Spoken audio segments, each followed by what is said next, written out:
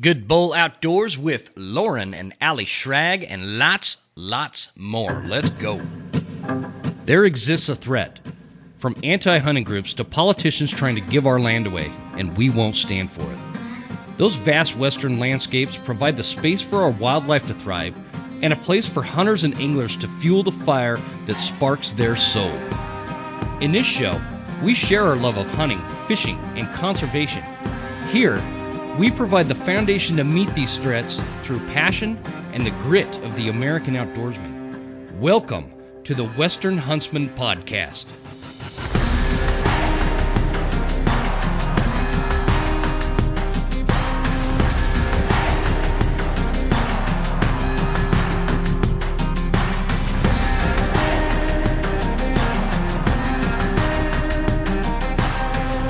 Hey everybody, this is Jim Huntsman coming at you from the Broken Time Studio in Hayden, Idaho. How you guys doing? This is episode number 55. Welcome to the show. Glad you guys are here and tuning in. We are just rolling right along here. What a week we're having. Trying to get this episode out a little bit early because I'll be traveling quite a bit this week. So that's kind of the game plan. And I got a great episode, a great conversation lined up for you guys today with my friends Loren and Alli Schrag, and they run an outfit called Good Bull Outdoors, and they do, hunting, conservation, photography, videography. They do all sorts of stuff that we talk about within the show, and so the first half's discussing who they are, what they do, and actually for those of you that want to, if you're like me and you suck at taking pictures, and especially of wildlife like I do, we talk a little bit about how to become a little bit better at that. Just improve the imagery and how you're going to take a picture and what kind of equipment to use and stuff like that. It's super interesting to me. Hopefully you guys find it that way too. And then the second half, we kind of roll into a lot of hunting discussion and talk about wolves and their impact on the landscape and kind of the initiative that's gone on in Colorado this last election season, and talk about that ballot box initiative, ballot box wildlife management, the bizarre process of having people that know nothing about wildlife vote on wildlife initiatives. So we do dive into that. Pretty fun. You guys are going to get a lot out of this episode. We have a lot of fun. So I want to get into that. Before we do, there's a couple of just kind of like housekeeping things I want to address real quick. And I guess it's not a housekeeping thing, but it's something that's been, it's not bothering me, but I feel kind of useless, and I don't know how to answer a lot of these questions. So many of you have been sending me emails and whatnot about what kind of gun, what kind of rifle, what's the best caliber, what kind of bullets, what kind of ammo, that kind of stuff. Guys, I want you to know, I don't really get into those kind of details especially when it comes to firearms. I think that a lot of it is opinion and personal preference. It's not something like I have a few go-to things that I use because of the circumstance that's just a type of rifle I have. I don't seek out certain calibers. I don't seek out certain ammo. I don't have exact science setups. Well, let me put it to you this way. Here's a good way. Have you guys ever seen that movie Quigley Down Under? It's got like Tom Selleck in it, and that dude that plays the bad guy. Gosh, I can't remember his name. He was a bad guy in Die Hard as well. He plays a really good bad guy. He's a British guy.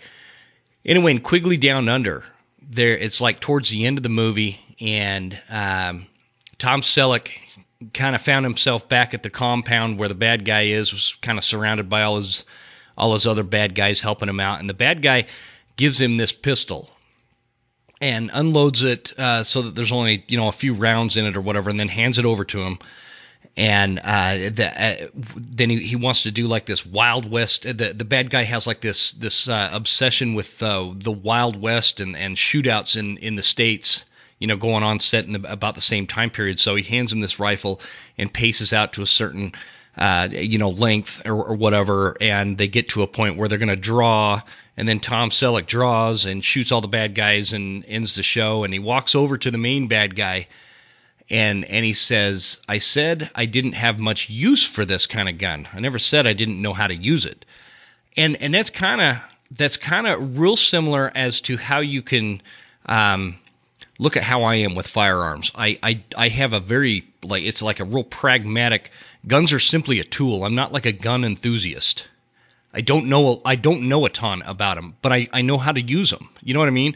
And so I don't go out and shoot for fun. I don't like go do, shooting clays and trap and skeet and all that kind of stuff. I don't have that passion when it comes to firearms, and I think a lot of that comes out of my time in the military. I spent 5 years carrying around a rifle pretty much everywhere I went. We shot all the time. It just kind of made me lose interest in being enthusiastic about being a gun enthusiast kind of thing. Now, that said, I love guns, and I have a lot of guns, and I'm really, really good with my guns that I have. That does not mean I can answer your questions with any kind of level of expertise as to what kind of caliber and bullet and grain and all that kind of stuff that I get from a lot of these questions. I just don't want to answer those. I really don't want to answer those because I'd lead you astray. Because I believe most of that is just personal preference. Just, whatever rifle you decide to get, just practice with it, use it. Guns to me are simply a tool, and I know how to use them. I'm damn good with them, but I'm not like a gun enthusiast who like geeks out on calibers and ammo and stuff like that. Not that there's anything wrong with that. I have a lot of friends that do that, but for me, I just don't do that, and so I don't want to like kind of either steer you in the wrong direction or mislead anybody as to my level of expertise on all these technical details about firearms. I'm just not the right guy to ask. There are plenty of dudes out there that are. Like I said, I've got tons of friends that like geek out on that kind of stuff, and you can go online. I actually don't do that. I don't know. Don't go on social media and ask. That could be there's forums and stuff that are out there that are a little bit better for that kind of thing. And so anyway, the point being, I love hearing from you guys, but if you ask me like some kind of technical question about firearms, I'm probably not going to answer it. I just don't want to get into that discussion. For me, they're tools and it's personal preference, and that's it. That's it with that. But be advised, if you go on social media, you can go on social media and get ripped apart. And that's what I kind of want to leave you with before we get into this discussion is, for some reason, the guns are like a hot topic, and firearms and ammo preferences and all these kind of things. Actually, before I go there, you know who's really good with that kind of stuff? Listen to some Randy Newberg episodes on his podcast. He's really good as it pertains to hunting. Not saying like competition shooting or anything like that. I'm talking about as it pertains to hunting. Randy Newberg really has it dialed in, and he could steer you in the right direction for that kind of stuff. But you kind of at this point with the nature of how social media is going lately, and the way between censorships and people getting talking to each other like they wouldn't talk to them in person and things like that. I don't know that I would ask anybody online because especially like that 6.5 Creedmoor, it just kind of turns into a mess. It's a shit show. Everybody gets on there and bashes each other, and I guess that's like now the norm, what you should expect if you were to express an opinion one way or the other on any kind of firearm. And in fact, I have a song for you. I have a song I'm going to have you guys listen to that'll just really lay that out for you. Let me know what you think.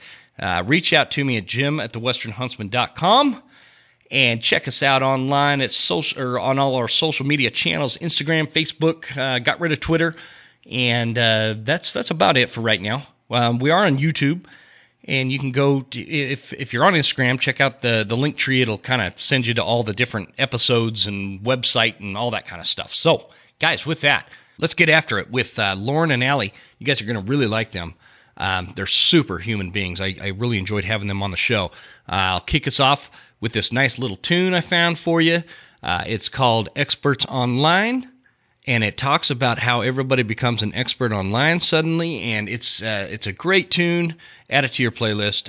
Let's go.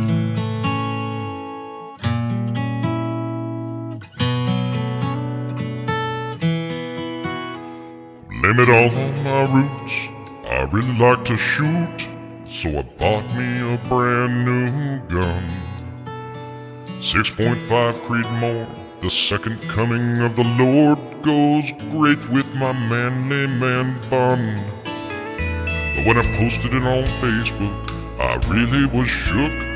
Everybody ripped me apart. Even though they've never shot one, they're hating on this gun.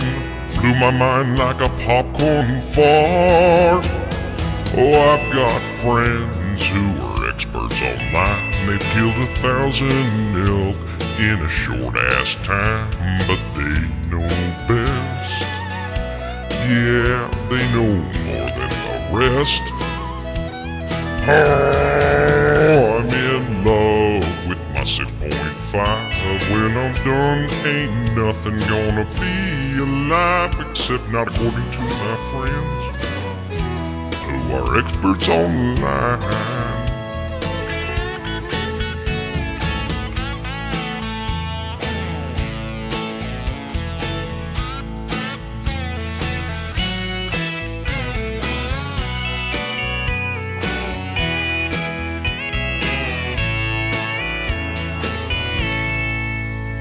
Well, I guess I was wrong, and I love wearing thongs. My new gun makes me stupid and lame. I won't ask anymore about the mighty Creedmoor. My answer's in their resting bitch face. Opinions are facts, and you must be an ass to make a point on the World Wide Web. So I'll smile to your face and then put you in your place when I see you on the internet. I've got friends who are experts online. They've killed 1,000 elk in a short-ass time, but they know best. Yeah, they know more than the rest. Oh, I'm in love with my 6.5. When I'm done, ain't nothing gonna be alive, except not according to my friends who are experts online. Yeah, I've got friends who are experts online. They've killed 1,000 elk in a short-ass time, but they know best. They know more than the rest. I'm in love with my 6.5. When I'm done, ain't nothing gonna be alive, except not according to my friends who are experts online.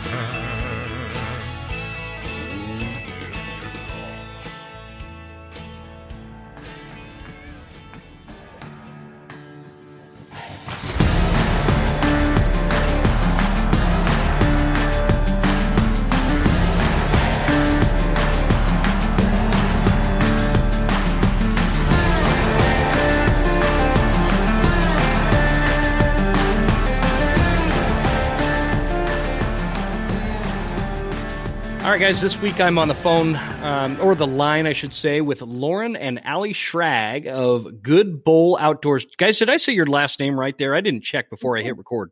You did. I'm impressed. You should be. I worked really hard on that one. I practiced. Guys, I'm really excited to have you guys on because I've been following your Instagram for a long time, and Loren and Alli are down in the Estes Park, Colorado area, and are photographers. They're involved in conservation and hunting and videography and all sorts of things that we're going to get into with this episode. So, guys, first of all, thank you. Thanks tons for joining me on this episode. Looking forward to it. Thank you for having us. Yeah, our pleasure. Let's kick this off. I wanna know kind of from your guys' end. Can you tell us about Good Bull Outdoors and tell us a little bit about your platform, what your goals are, and the story behind it, and we'll just kind of take the conversation from there. Well, Alli, why don't you start with talking about how the name came about? Well, so Loren actually introduced me to elk. I'm originally from Texas and didn't do much elk hunting back there. I grew up whitetail hunting. Met Loren, and he kind of introduced me into the whole elk phenomenon, and I fell in love with that. So when we started talking about doing Instagram and that kind of stuff to figure out where we wanted to take our company, we were thinking of names. And I'm an Aggie, Texas A&M, and one of our long list of traditions, one of them is if you're doing something that is either nice or philanthropic, the school, everyone, all the students will call you a good bull. Well, on the flip side, like I said, we're big elk enthusiasts. So we thought good bull would be a perfect name because we're always looking for good bulls, and we're trying to give the hunting industry in general, a lot more. What's the word I'm looking for? Well, I think, really kind of where it came about here is, we kept looking for bulls and elk, and, we're obviously very elk obsessed. If you look at our Instagram or our Facebook page, you see how many photos that we put up there on elk, and we kind of added mule deer more recently to it, and we're starting to get a lot more of that mule deer crowds now have interesting conversations around that. But around the good bull side, I mean, it really had this nice little double entendre that we particularly enjoy, and you hear people often in hunting say, "Oh, that's a good bull over there," if they're lucky enough to see it. Yeah. No, it's a perfect name for the platform too. I mean, it is because when you guys post a picture and I'm kind of scrolling by it, that's exactly what I think. Oh, that's a good bull.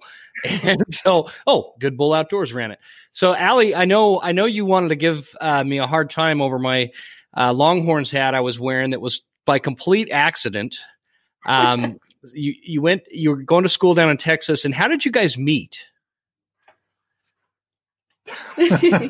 We're laughing. Yeah, we actually met on Tinder. We did. Oh, you did? Yeah, we did. And so I don't know much about Tinder. Tinder is that dating app thing, right? That people.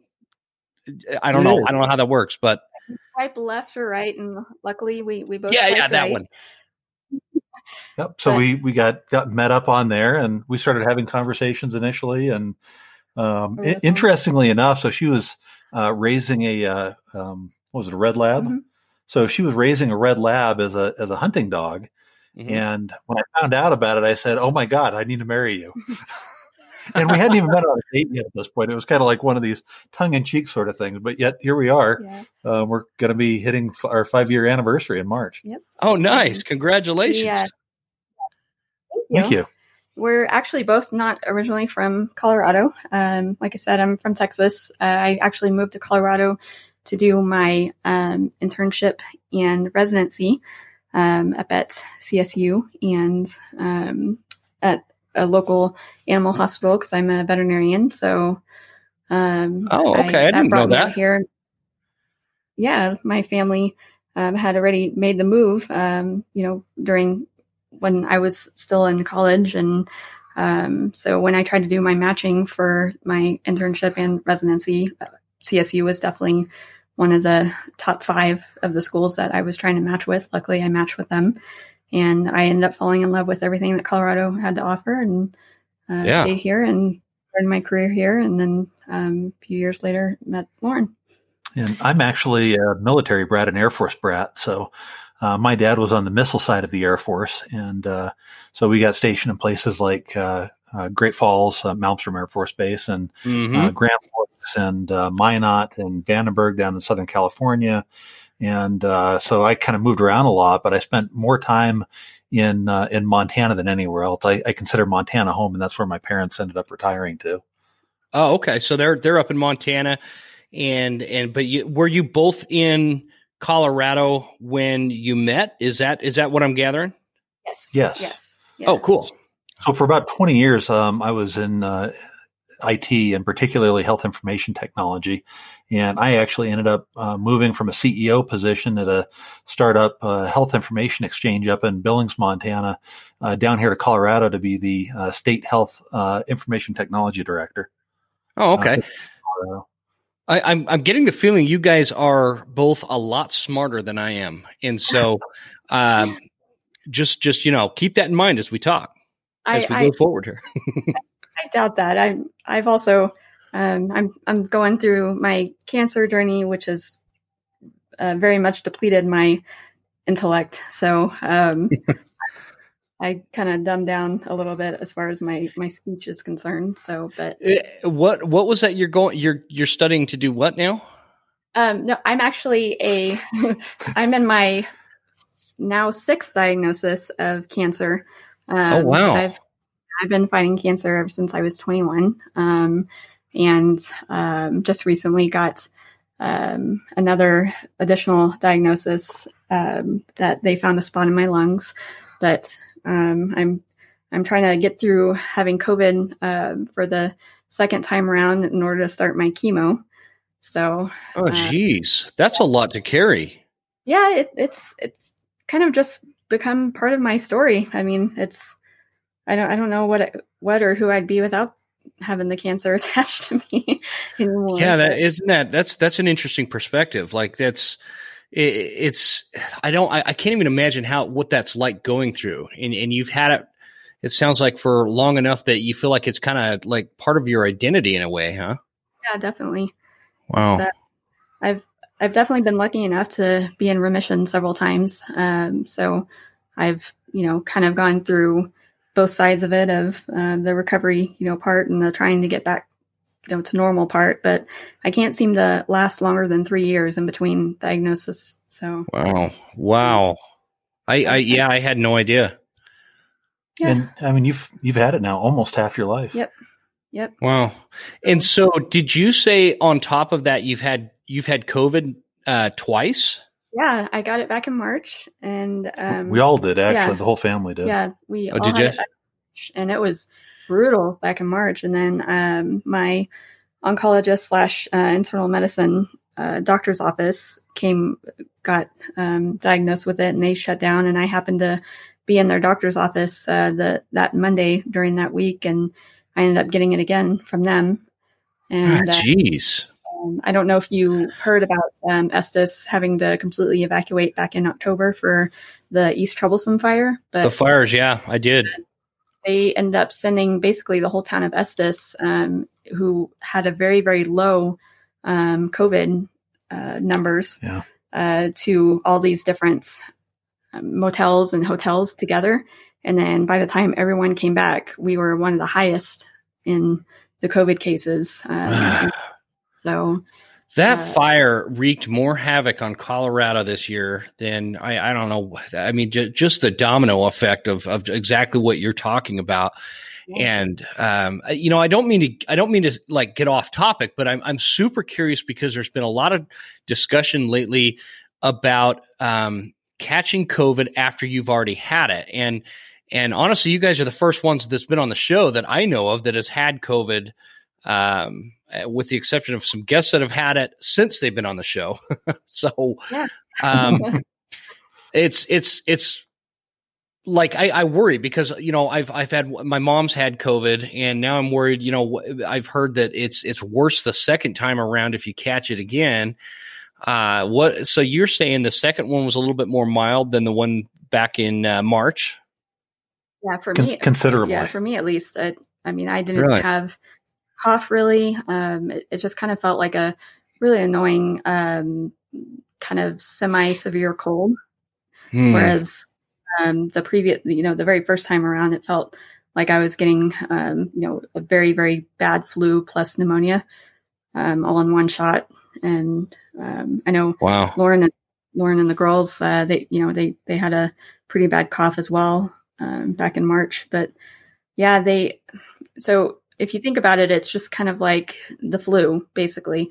If even if you have the flu once, you can still get it again, even though you have antibodies for that specific, flu that you had. That doesn't mean that you're now immune to getting all flus. So it's kind of the same thing with COVID. Even with the vaccine coming out, it's doesn't guarantee that you're not going to be able to catch a different strain of COVID. So, a lot depends on your level of immunity or your own immune system and how well you fight those things. And so for me, she got COVID the second time. There's a chance that I caught it. I didn't bother to go get tested. I really haven't had any symptoms. So it could very well be that, it was simply the same strain, and, she's able to fight it better because she has some immunity to it from the first time.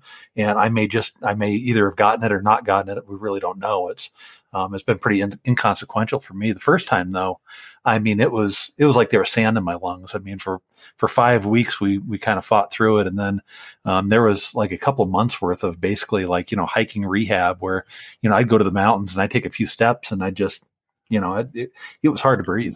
Really? The lungs were still were they full of fluid and that kind of thing? Yeah.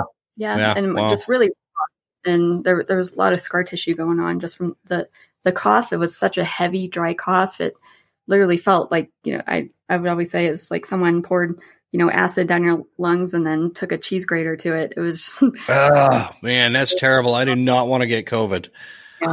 Yeah, it was not fun. And I mean, there's so many people that had it, so much worse too. And so it just hits everyone so differently. Yeah, it's such an interesting thing, and like talking about it, just a conversation, where the country's talking about the vaccine and all this, and then there's that element that's been half politicized, with it that is, I don't know why a virus would get politicized, but it has been. And on and on and on with that kind of stuff. But sometimes it makes me feel like I miss the times prior to COVID where we could just all, gather and get together and have friends over and family and go to events and all this kind of stuff. And I'm like wondering, what does the future look like with this thing? How do we move on from this? So because a strain, it's going to be a different strain. And it's going to morph, and it's going to do this, and it's going to do that, and I just don't know what the future holds. And I'm just hoping and praying that we get some relief from this thing, because it's just really been super damaging, I think, to the country as a whole, outside of the health thing in itself. It's a whole that's a whole podcast conversation in itself, right there. Yeah. I mean, I think the Spanish flu of 1918 is kind of a bellwether for us. I mean, it was what 3 years where they were, going through similar effects of what we're going through. Eventually, it just kind of subsided. There was enough resistance to it in the population that it kind of waned and went away, and it was no longer an issue. Yeah, obviously, this seems like it's going like flu 10 years ago. Mm-hmm. And that's the thing. if you look back through world history, you can average out the time spans of all pandemics that we're recording, and it generally averages out to about 18 months. And we're creeping up on that mark now. And I don't see this thing just going away after 18 months. No. And it's like Loren was just mentioning with the swine flu, and honestly, I think one of the biggest reasons why it was able to just run its course so quickly is because even though Facebook was, pretty prevalent at that point, the political polarization that goes on within social media wasn't a huge aspect of Facebook. It was still just, hey, I'm going to catch up with, my friend from high school, from 25 years ago. And that was the basis of Facebook at that point. So, people weren't really using it as an avenue to, I guess, spread false. Yeah, it was before everybody had agendas on social media. Yeah. I mean, with the swine flu, people weren't wearing masks. People weren't, self-isolating. I mean, if they were sick, they were treating it just the same way they would any flu. They'd spend a couple of weeks, sitting at home, blowing their nose and taking Tamiflu and resting up. And then they go back to work like it was a normal thing. But with this one, we're spreading it out because, we're isolating, and then just, we're having to come together enough to keep the spread continuing, which is allowing a longer time frame for mutation. So now we've got 3 different strains that are running out there right now with COVID. And so now people are getting reinfected again. So it's almost like we're perpetuating a longer cycle because of how we're treating it, versus just taking it on how was the Swedish, where they just basically got everybody exposed and then got herd immunity to it and moved on. Yeah. They have it's crazy. I swear. Americans do some dumb things sometimes. Oh man, I hope there's an end in sight with this. And I think you're exactly right. I think social media has a lot to do with that dynamic. And I don't see how that's fixable either, which is frustrating. It's definitely not, because the people that can fix it are the ones that are making the most money off of it. So they're not rushed to really fix it or to set boundaries like it should be. But like you said, that's a whole nother. It is. I mean, I've thought about it, like just having a whole podcast on that topic, because it's everybody's thinking about it. It's always top of mind, and everybody should be kind of thinking about it. I don't know. But I guess we should probably talk about elk. Yeah. That sounds good to me. Yeah. I want to know, Alli, you had mentioned that Loren had kind of got you interested and intrigued with elk and the outdoors in that kind of sense. Not the outdoors, because you grew up, like you said, hunting whitetail and everything that happens down there in Texas. Which, by the way, do you ever miss Texas? I miss so much about it. I miss the people, the places, the food, and the memories. It's definitely pure nostalgia for me. Yeah, Texas, there's something very nostalgic about Texas. And I wouldn't live there because of the hunting situation with elk and other things, but I do love Texas. I always have a good time in Texas. The people are great. Like you said, the barbecue, the food is just ridiculous. I'd be super overweight if I lived in Texas. So and I too. So on top of the barbecue, we had the Mexican food was just out of this world. And oh man, yeah. Find anything else. That's pretty cool. So Loren, where did the obsession with elk come from for you? Well, my dad, took me out hunting from a very early age, and I mean, it started off like I said, on the Air Force bases, and when I first started getting old enough to hunt, we were down in Southern California at Vandenberg Air Force Base, and we'd hunt blacktail out there and wild hogs. But then when I was about 10, we moved up to Montana, and my dad had always kind of had a passion for the elk, and he finally got an opportunity to start hunting them, but he never killed one right away. It took a while before we finally, got into a place that Montana Fish, Wildlife, and Parks had set up with the Sebin Ranch in central Montana. And he got a cow tag on this private ranch up there. And so for several years, he managed to harvest a few cow elk. And I don't think he's ever harvested a bull, but he's always kind of had a passion for elk. And he grew up, reading Jack O'Connor on Outdoor Life, and he's always and his passion for hunting really stems more from a passion of firearms. He's a firearms collector and has an absolutely encyclopedic knowledge of guns, like nobody I've ever met before. But my passion from it came from the hunting aspect. For him, hunting was a way to utilize guns that he loved. For me, guns were a means of getting out and actually hunting, which I loved. And so I kind of took the elk passion from living there in Montana. But after that, we moved over to North Dakota, no elk. So I, kind of got a steady diet of fishing, waterfowl, and whitetail, and learned bow hunting for the first time from a neighbor at Minot Air Force Base. A guy that was kind of a mentor of mine, 10 years older than me, and he was a navigator in the B-52s, which there's not very many B-52 bases. But wow, that's cool. Yeah, he taught me how to bow hunt. He taught me how to butcher deer that we killed, and it was really kind of a cool thing. And then ended up moving back to Montana when my dad retired from the Air Force as a major with 22 years in the service, and then kind of got right back into the elk again.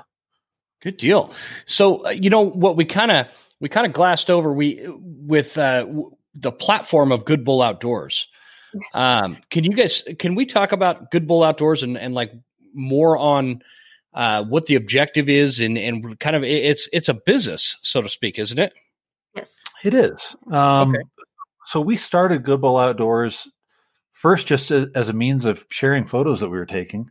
I've been doing photography since the film days. I actually, when I was in high school, I wanted to become a wildlife photographer, and so with a Canon AE1 film camera, I started getting slide film and started building a slide portfolio. And then the digital revolution happened, unfortunately, right as I was at that stage of making a transition into becoming a professional photographer, and it kind of made it a moot point. It was really just awful timing. So I kind of hung up the camera for a while, and Alli was actually the one who, had seen pictures of mine that I had done, that I'd done years before, and suggested that, if I really love this, I should really go get a new camera and go take some good photos. And so we started doing that, and that's kind of, what started the impetus for going on social media. And, from there, it's really kind of like, okay, well, why do we want to put these photos up there? There needs to be a reason for this. Mm-hmm. And part of it was to meet other people in the industry, other wildlife photographers, other hunters. When you're living in or near bigger cities, even a place like Denver, there's still not that many hunters in the bigger cities, and it's a little bit difficult to really find your tribe, so to speak. So, sure, we kind of use it as an outlet to try to meet, other people with a similar mind, and who liked hunting, who liked photography, who liked conservation, and it kind of grew from there to be, now we sell, prints, we sell digital media, we do marketing, we do social media management. So yeah, it's kind of blossomed from where it first originally went, but the original impetus is still there. It's really to connect with like-minded people. Yeah. At what point did you guys move to Estes Park? We've been here since the last week of August of 2020. So, long enough to a little bit, and then get evacuated from the wildfires. Yeah. We were coming up to Estes once, if not twice a week, from Parker, which was an hour and 40 to sometimes 2 hours and 15-minute drive. And we just knew that if we ever ended up leaving Parker, that this is where we'd want to end up. And we had this, really fairy tale type mindset of, what it was going to be like when we moved here, that we were going to be able to, get pictures every morning before work, every evening, after work. We were going to be here right before, the elk really gets going. So we were super excited about that. But then, COVID happened, and the park decided to put reservations on the entries for, the park, to where that's where the main bulls that we really like to get videos and pictures of, that's where they like to rut, is, in the park in this beautiful meadow. Mm-hmm. And they also have restrictions on the meadow where people couldn't even walk out into the meadow like we had been previously. So they just put all these crazy restrictions. And even though we were now only living 8 minutes away from the park, we got less rut pictures this year than we ever have in previous years when we were driving, upwards of 2 hours, but both ways to, come up here several times a week. So, but I mean, on the flip side, we did get to go to sleep every night to, a melody and lullabies of bugling elk all around our place. And we've gotten to know a lot of the bigger mule deer bucks that are around here that we had no idea were even here. So yeah, we've got a nice little 8x7 that likes to call home right around our neighborhood. Yeah. Oh, really? Do you really? I'm glad you guys are incorporating the mule deer in there. I love mule deer. And so can you guys give people that, I think a lot of hunters know Estes Park, and they are aware of it. And every once in a while they see a picture of an elk walking down the street. And can you give us like a bird's eye view of what it's like being in Estes Park with all the wildlife there? I mean, as a photographer, it's just awful. I mean, we have to carry a camera everywhere. Yeah. We get delayed every time we try to go somewhere. We tell our kids, we're only going to be an hour, and 3 hours later, they're wondering if we're still alive. Yeah. It's a wildlife enthusiast dream, to live here. You get, what's really awesome about the concentration of elk here in Estes is that they basically stay right around Estes all year round. So you're getting to see, them all the way from, them dropping their antlers to the different stages of them growing in velvet to them, shredding the velvet to the beginnings of rut to post rut, them trying to go back to, getting that weight put back on. And then it's really interesting. One thing that we really learned here was that a lot of the bulls during post rut and in the winter, they're actually still sparring. They're still bugling. They're still trying to, mate even. Mm-hmm. So all these interesting behaviors that normally people don't get to witness just because, we kind of have it all at our fingertips. And the vocalization. Yeah, the vocalization. And that brings up a point, Allie, what you just said there. I kind of would suspect that when you live somewhere like that and you're so close to the park and they're also in town and these animals are just kind of, you're inundated with this wildlife all around you like that, educationally for a hunter, that's got to be super valuable. And I say that because my wife and I bought property out where we live now. I don't know, I lost track of time. We've been out here for about 5 years or so. And prior to moving out here, I was always such a mule deer nut that I knew nothing about whitetail. And I hadn't really hunted them. They just weren't my thing. And so we move out of town, and we only moved, it's only 15 minutes to our old place. But where we live now, I've got whitetail in the yard, and they're constantly around. And I just sit and watch, and I listen to them, and I study them, and I watch them, and I really learned a lot about whitetail, and it's made me a pretty successful whitetail hunter, which if you would have asked me 5 years ago, I would have laughed at you. And so I'm curious, what are your thoughts on having that kind of exposure to these animals like that? Has it made you guys better hunters? Absolutely.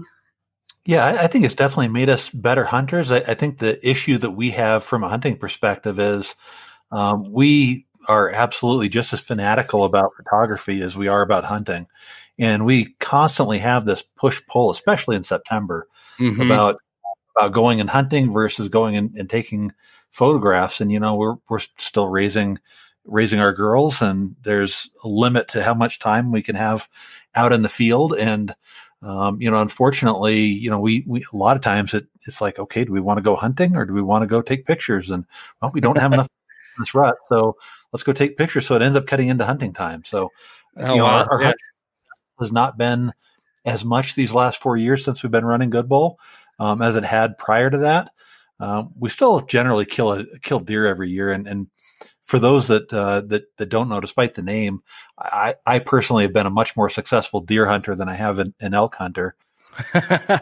And so now you get out in the field, and it's like this push and pull, huh? And you have a hard. I've always been interested in being a photographer, but I've never been super passionate like you're talking about. And I have friends that are super passionate about being photographers. And I always think that, oh yeah, I'm going to go out and take some really good pictures. But when I look at them, it's, I'm just not that good at it. And I always wonder, like, how do those guys over at Good Bull Outdoors, how do they get such good pictures? How does that even happen? And walk us through that a little bit. I think that we are very lucky to be in this group of wildlife photographers, and we definitely have within our community so many incredibly talented wildlife photographers amongst us. I think one of the things that sets us a little bit apart from the others is our ability to find interesting moments, if that makes sense. Yeah, Loren totally. Himself, he's phenomenally talented with photography, but we've also had that added luck of being able to get in these really odd, peculiar, scenarios and being able to capture that either on video or through the camera. But I'll give you one example. I don't know if you've seen this video before, but we actually captured a cow elk chasing these geese and consuming part of a gosling. Yes, I did see that. I saw that. I don't know where I saw it, but it was about a year ago or so when I first saw that. I don't know. Maybe it was last spring. I filmed it about a year and a half ago. I know Nature's Metal featured it probably 6 months ago or so, and it got almost 1 million views there. And it's obviously our most popular video on our YouTube channel as well. Yeah. Well, it's crazy. You would never think that a cow elk would do that. And it was mind-boggling. I even showed my girls. By the way, how old are your girls? They are teenagers. They're crazy teenagers. We have a 14-year-old that's about to be 15, and then we have a 17-year-old. So they're. Oh yeah, your hands are full. Yeah. They're actually adopted from Colombia, so that's another aspect of our. Oh, cool. Yeah, but they're awesome. We're just dealing with daily teenage trial and errors, I guess. Teenage angst. Just normal stuff. Yeah, just normal stuff. I know. So are they into photography and hunting like you guys are, or have they kind of taken a step back from that? Or our youngest one definitely is both. She's very much into the photography aspect of it. We actually got her her own camera for her birthday this last year, but and she's also been hunting with us several times. She had a turkey tag this past spring, and her and Loren both had a buck tag in the same unit, but unfortunately we weren't able to hunt it together because of the fire. So, but she's always wanting to be, out and about with us. The older one was, it started out hunting a little bit. I think she would be a phenomenal Texas whitetail hunter, where you're sitting in your blind that has Wi-Fi and heat and a coffee maker and everything. Snapchat and Instagram. And you're just sitting there watching all these bucks walk by and you're like, nope. Okay, bang. And then, you go take it to the barn, and, that's the kind of hunting that I think she would really enjoy. She's just not big on the 5 days of, hiking several miles and to, come back with nothing. Kind of is very disheartening to her. She has gotten a doe before. That's kind of her experience with hunting. She'd much rather, just kind of let us go, and she'll hear the stories when we get home. Kind of right. Yeah. That's kind of more up her alley, huh? Yep. Yeah. She's 17, so she definitely has the experience. Busy at 17. Yeah, and she has the experience to know if later on in life she wants to, dabble back into that or not. Yeah, we've laid the foundation, and it's just kind of a question of you till the ground and see what grows, and for sure. And, pushing anybody into hunting if they don't have an interest in it. But if she develops an interest later on, then I think she's got the foundation for jumping back in it again. Yeah, definitely. Winter is a great time to get stocked up, geared up, and dialed in for this coming hunting season coming up in 2021. So I want to save you guys some money. And first off, let's start with Hoffman boots. Hoffman boots are the boot of choice at the Western Huntsman, and Hoffman boots used to be like this little North Idaho secret with their hunting boots. But these boots are great boots. They won't cost you as much as some of the other top name brands out there, but they are every bit as good. And to save it even a little bit more money, I want you to type in the promo code Huntsman10 to save you 10% off at checkout.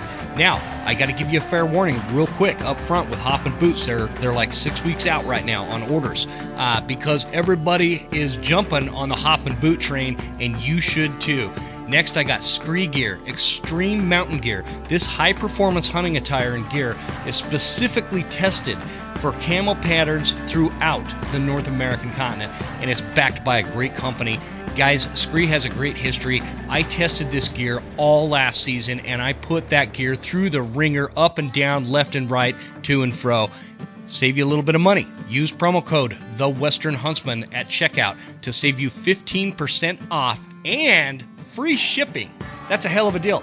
Check out Scree Gear, screegear.com. It'll be in the show notes. Last and certainly not least, Phelps Game Calls, the choice, the selected call company of the Western Huntsman officially for 2021. Guys, there's some Big things happening with Phelps Game Calls, and I can't say enough good things about this company. What a story. Started in just like this workshop, and now it's one of the premier hunting call companies out there on the market. And if you haven't tried Phelps Game Calls, you're really missing out. You really are missing out on those diaphragm elk reeds. They are amazing, and the amp frame is an absolute game changer. Check it out at Phelps.com and use promo code Huntsman10 at checkout to save you 10%. Let's get back into the conversation, guys. Thank you to our sponsors, and thank you for supporting our sponsors. Here we go.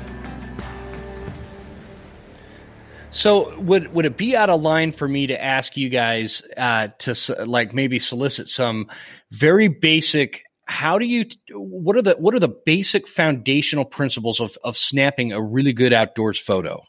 No, that's definitely a great question. So the first thing on everybody's mind is light. Don't take a picture in the middle of the day. You're wasting your time. Early in the morning, late at night, when you've got that quote unquote golden hour light, the best scenario is if you can get the light hitting the animal and having a dark background. If you look at our Instagram feed a couple posts ago, it was actually a photo that Alli took of this big mule deer, and it was standing in the light, and right behind is just like jet black, and it really makes the animal stand out. It almost makes the image look three-dimensional. So that's one way. And honestly, if you get good light, just about any camera on auto mode can take a good picture. Are you talking about the mule deer with the black background? Yes. Photo? Yeah. Oh, okay. I thought you said elk. That is a cool picture. I'm looking at it right now. Yeah, we got lucky with that one. Yeah, Alli took that one.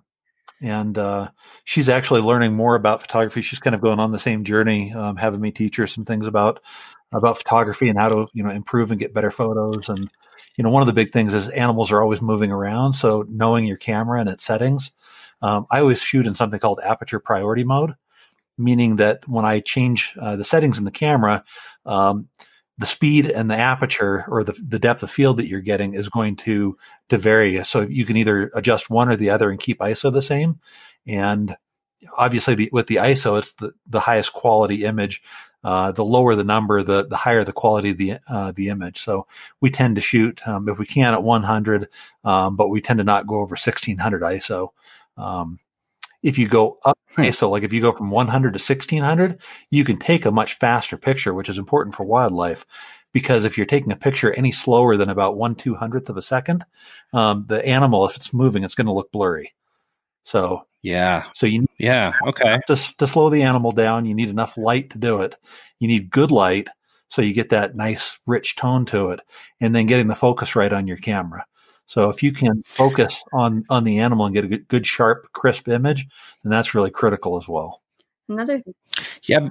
Go ahead, Alli. I was just saying another thing that I would suggest for people that are really wanting to capture wildlife, for the first time, is actually taking some pictures of like your dog or your cat or whatever animal you have at home, and getting different positions of that animal, of it running, and trying those different settings, doing that. Oh, that's a good tip.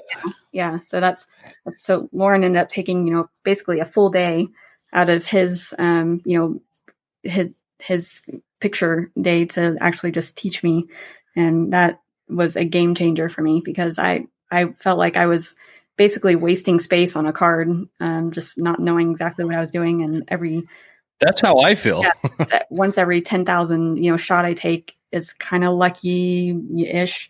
But now that, he was actually able to sit down with me and teach me everything about the camera and different scenarios. And we went out onto the back patio and started taking pictures of stationary things. And we started taking pictures of like the traffic coming, to see how well I could slow that vehicle down, and actually get, a crisp in focus shot, all the way to, our little terror of a puppy Huck, and, him doing his, crazy things. And that really helped me feel more confident when we were going out later that day, to feel like I wasn't going to miss, this once in a lifetime shot just because I didn't know what I was doing.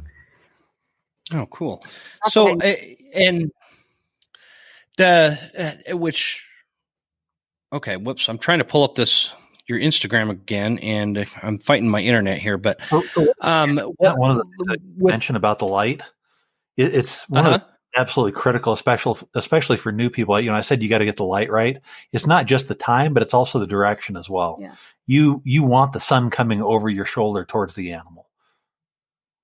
Okay, so not the other way around. So because I guess and one of the things I always question for me now, I don't have great equipment because when I'm out there, I'm either scouting or hunting, and so that's always what it is for me. I never have gone out specifically to take pictures, but I'm not. I think it would be fun. It would be a fun time to, especially take the kids out and see what kind of pictures we can get, because I know where a lot of wildlife, where they're at. But I'll give you an example. This last, I don't remember if it was during elk season or deer season, but I had kind of come down to the bottom of this mountain that I was hunting, out into this meadow. And in the meadow, there's like this kind of marshy area, and a beautiful bull moose was standing in it. And it's super picturesque because it's that time of year when, up in this area that we've got these tamarack pines that all change color right at that October-ish time frame. So you've got this mix of greens and oranges, and the meadows kind of got a lot of greens and oranges in it. And then I've got this big bull moose, and he was a really nice bull moose. All I had on me was my iPhone, which it was a brand new one at the time, and it took pretty good pictures. But when I looked at the pictures after taking that picture, it looked like I was a million miles away, when in reality I was only like 40 yards from the moose. Wow. And so I'm just curious if there's tips you guys have, and this is like a selfish question, because I'm looking at one of your pictures. It looks like you posted it on December 23rd, and it's two bull elk, couple little guys locking horns. And the elk from the mane all the way down to the nose is super focused, and then the background is kind of blurred out. Really epic photograph right there. Really like that shot. And I like, how do you even get that? Obviously, your equipment has to have a lot to do with that, right? It does. So really, what you're talking about there is a difference in the focal depth.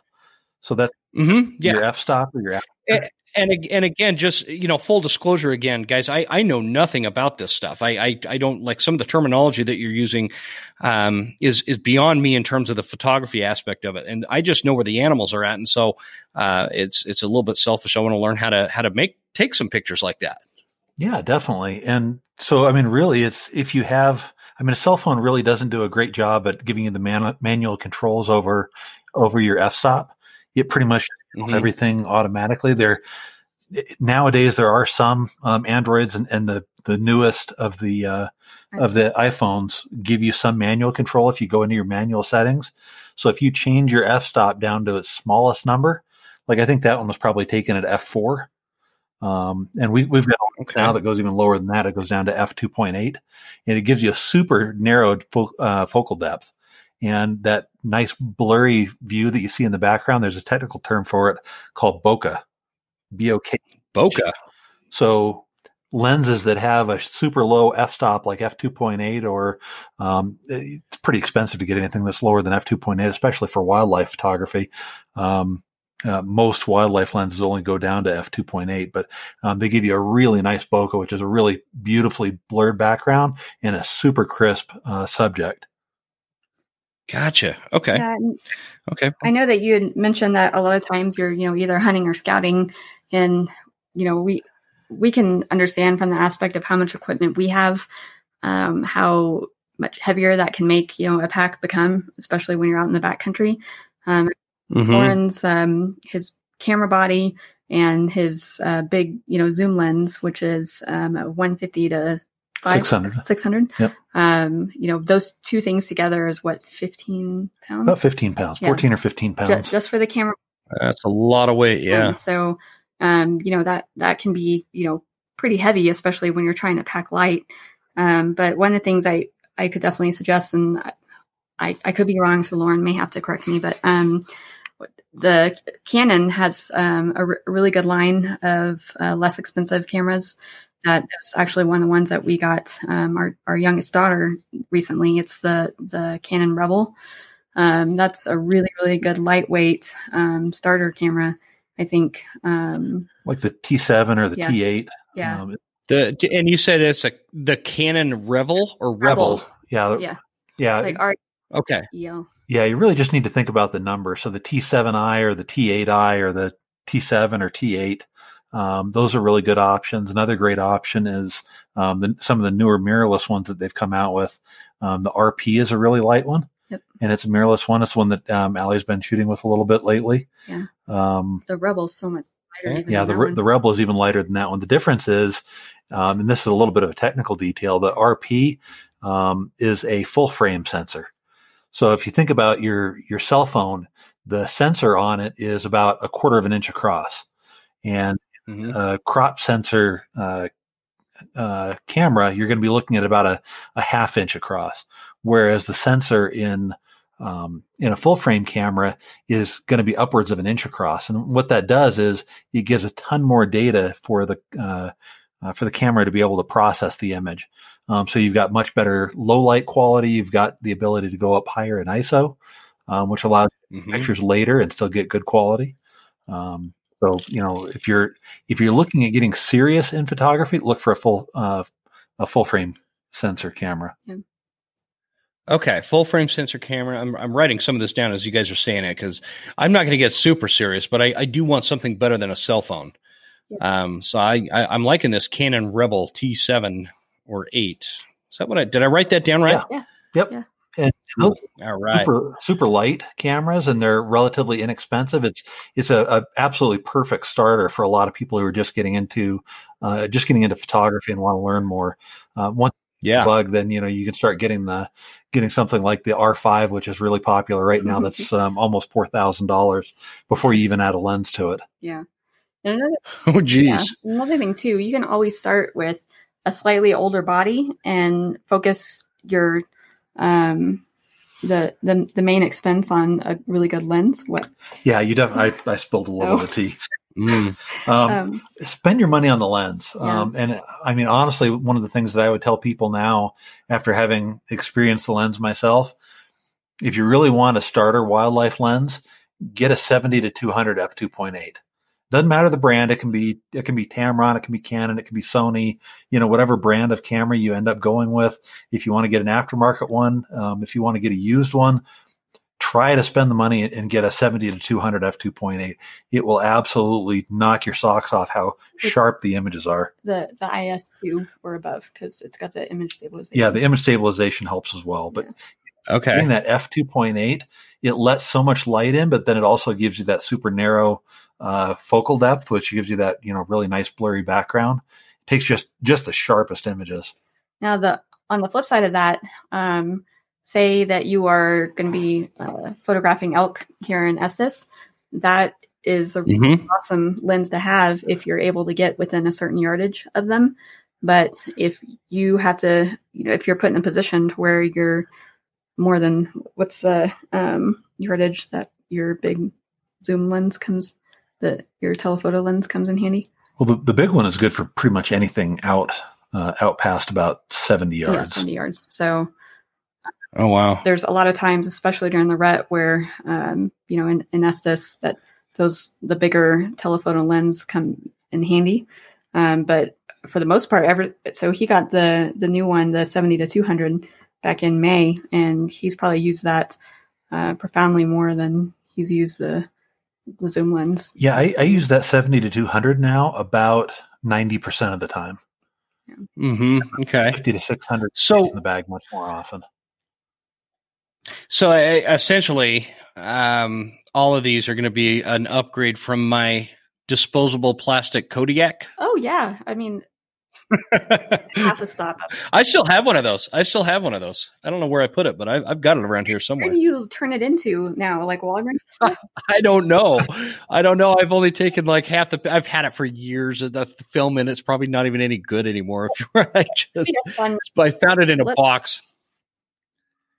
You should just find that and then go get it developed somewhere, and then have a fun let's see what these pictures are of, night. I know, right? That'd be kind of fun. Yeah. It's probably from 20 years ago, so that's pretty cool. Well, I mean, if it's your college days, maybe you don't want to get it developed. I don't know.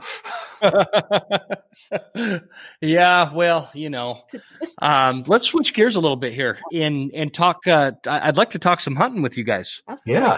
Yeah. Tell us a little bit about what your hunting season looks like.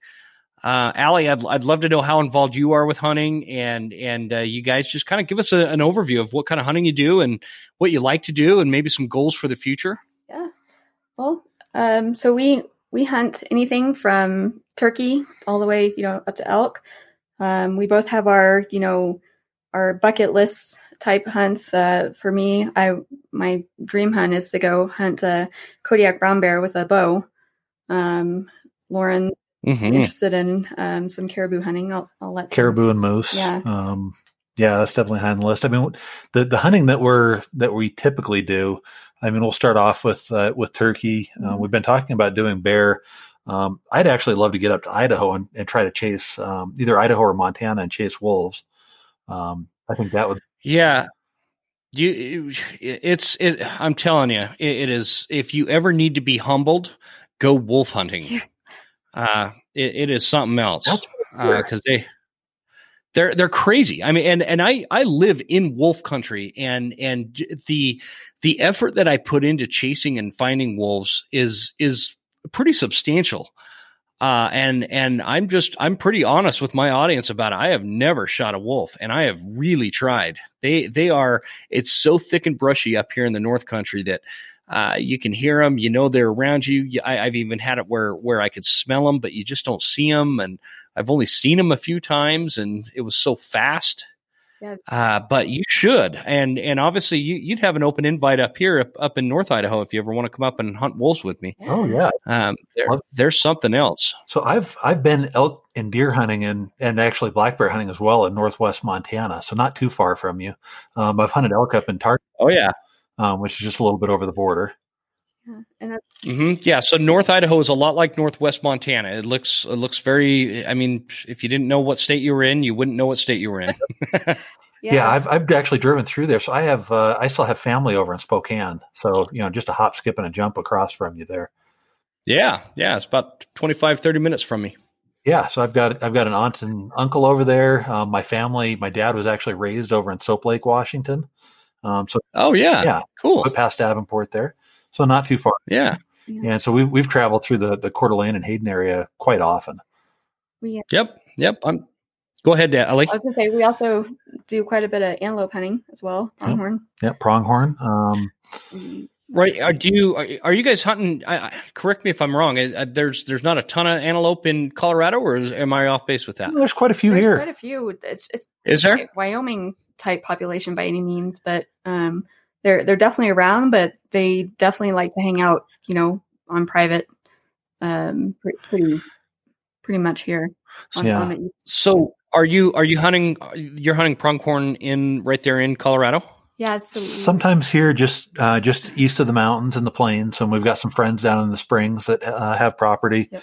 Out east of Colorado Springs, and we go out there and hang out with them sometimes and go chase them. Nice. I've also hunted them with a bow up in Montana and rifle in Montana. We chased them in Wyoming a couple of years ago. Yep. Obviously we hunt. What? Oh, go ahead.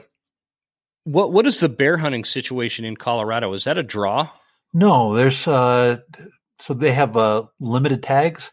So generally speaking, if there's a lot of units where you can just get a tag, and they've actually outlawed spring bear hunting here in Colorado going back way before we got here. I think 20 plus years ago, maybe 30 years ago now. Yeah, it was a while ago. And it's just, I hate it. I mean, I really think that they should put that back in place. The number of bears that are around is truly a problem.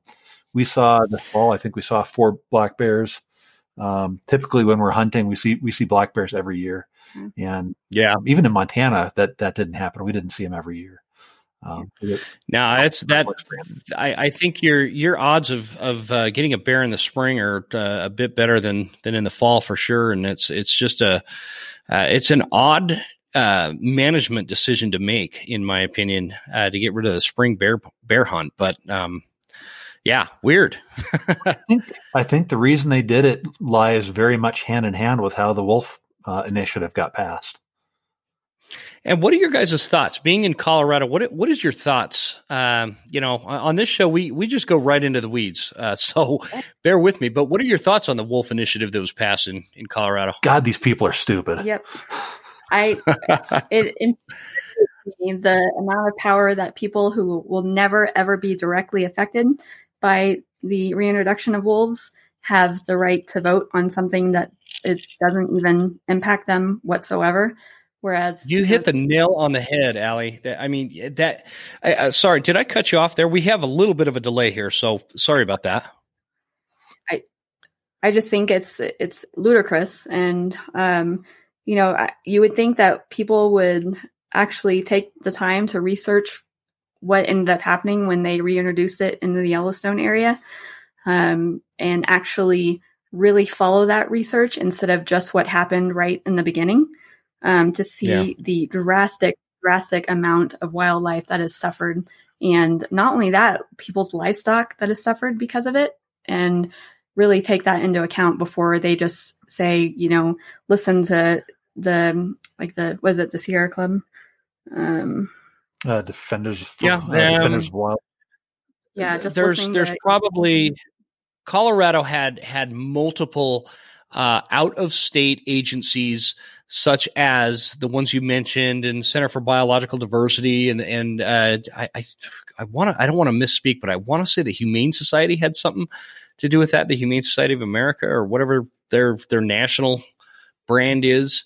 But it was extensive. It was extensive, and it is just bizarre to me that any state would make management decisions on wildlife based on what people at the ballot box go in there and vote for. Like that doesn't make sense. People, you remember back in the before all the digital age, when you had to physically go to a video store and rent a movie and take it home, and then you'd have to physically drive that movie back and drop it off. And you remember, if you'd go into one of those stores, people would spend hours trying to make a decision on a movie. Like, imagine the consequences if they made a bad choice, right?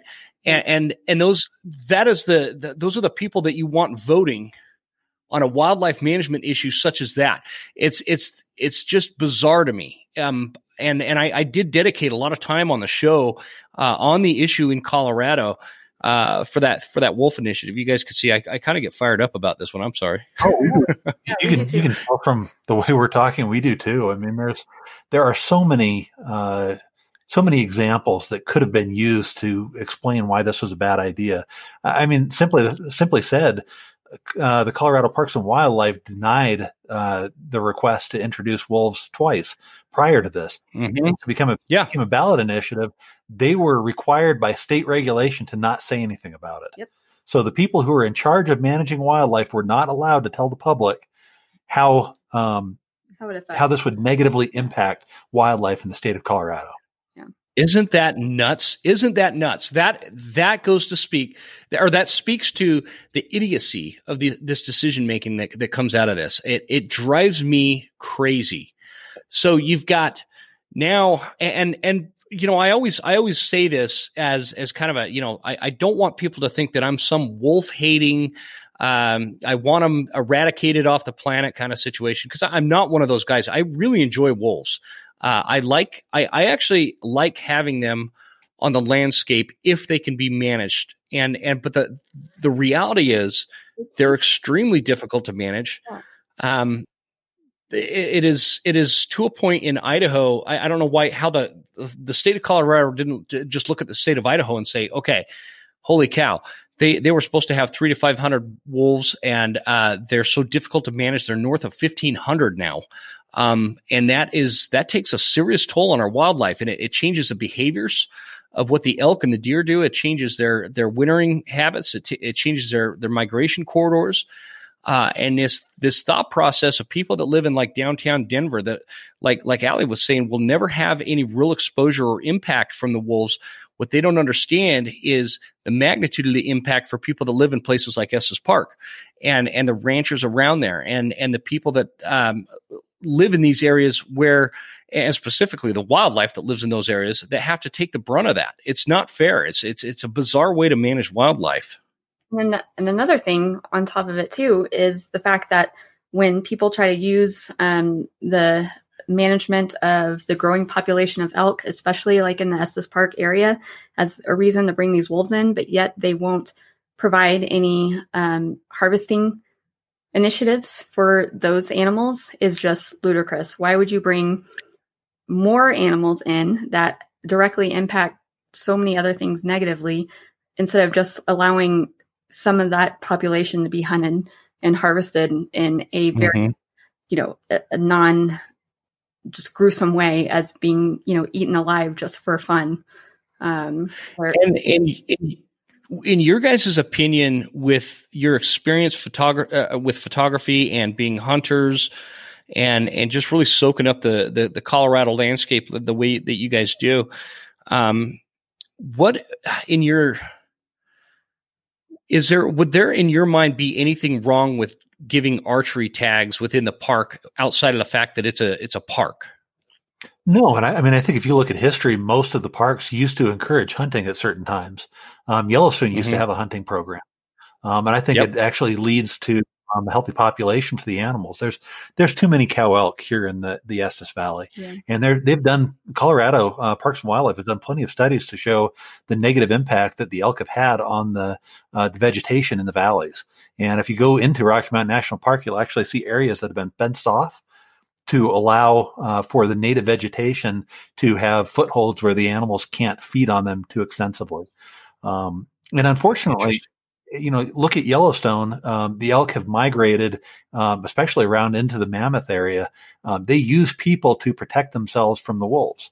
The wolves are obviously nervous to be hanging out around the people. Mountain lions will come into town at night. Wolves will not. And so the animals if they come into the cities, if they use people for protection, they can essentially hide out. They've done it in Yellowstone. They're going to do it here in Estes. And if they introduce wolves, there's going to be pockets of elk that are moving in and becoming suburbanites that are not going to be impacted by the wolves. So you'll still have problem elk, but yet now you're going to have this other areas of the park, the more remote areas where elk are going to be non-existent. They're going to be devoid. And it's going to happen everywhere across Colorado. Every wild area is going to be devoid of wildlife. And if you look at Yellowstone's northern elk herd dropped by 90% up until the point that they reduced elk tags in Unit 311 north of the park by 90%. Then the elk started coming back, and they started coming back because the elk were hanging out on private land north of the park where they were protected by ranchers. And now there's still elk in the park, but there's so many fewer than when I grew up in Montana before the wolves were introduced.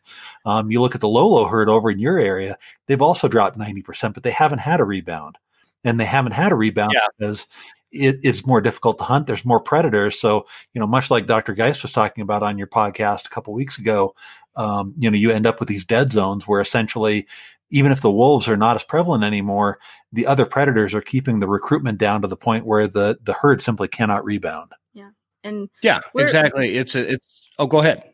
No, I was just going to say, we feel the same way with you. It's not like we don't feel like that species should, have a chance to flourish, but there's so many other places within, the lower 48 that they could probably, reintroduce without them having such a direct impact to not only people, but other wildlife, domestic animals, that kind of thing. And there's also places, in Canada where they could go back to, their roots, basically.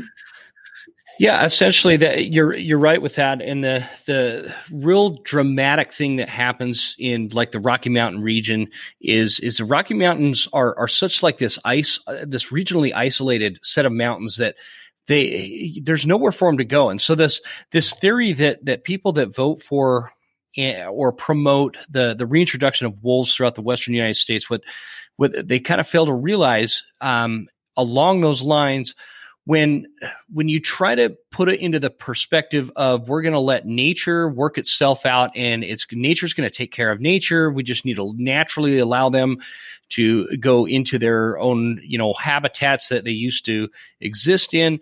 Well, when they existed there, the civilization, we weren't here. We were not here. We didn't have freeways. We didn't have Estes Park and Colorado Springs and Denver and Boise, Idaho, and all these corridors in between that cut off the animals from winter migration patterns, and not to mention the reservoirs and everything that the humans have had an impact on. What we had here were Native Americans that they did their own they did their own sense of wildlife management that was very effective, and they knew how to keep these animals in check. So it was not without human interference. I'm getting so excited. I'm trying to talk too fast and not talking right, but that is an important aspect that a lot of Coloradans I don't think realized. This is not the Colorado, this is not the Idaho, this is not the Wyoming and Montana of 100 years ago. It's just simply not.